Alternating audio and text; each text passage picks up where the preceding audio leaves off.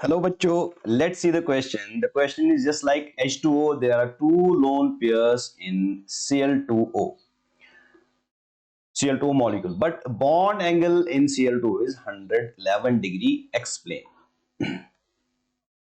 So बच्चों question में हमसे पूछा गया है कि जो जिस तरह से वाटर के अंदर ऑक्सीजन पे दो लोन पेयर्स होते हैं उसी तरीके से Cl2 में भी ऑक्सीजन पे दो लोन पेयर्स होते हैं, लेकिन बॉन्ड एंगल जो होता है Cl2 में that is 111 degree. Explain this thing. So let's see the key concept. So बच्चों अगर हम इन दो मॉलिक्यूल्स को कंपेयर करें, let's compare the two. First we have H2O जिसमें water is means oxygen is bonded to two hydrogens like this, और oxygen पे यहां दो लोन पेयर्स होते हैं. Clear. And the bond angle in this case is 104.5 degrees. Clear. Now comparing it with Cl2O. Cl2O की अगर हम बात करें यहां पे again we have oxygen. Okay.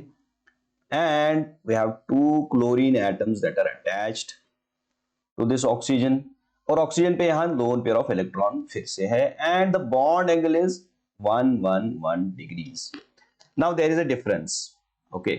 सबसे पहली चीज यहां नोटिस करने की यह है कि टॉकिंग अबाउट हाइड्रोजन की अगर हम बात करें इसका एटॉमिक नंबर 1 होता है, क्लोरीन का atomic number is 17. Okay. So comparing जहां पे साइज की बात करें, हाइड्रोजन का साइज स्मॉलर होता है as compare to chlorine. So first point ये है, hydrogen is smaller than chlorine. Clear. This is one point.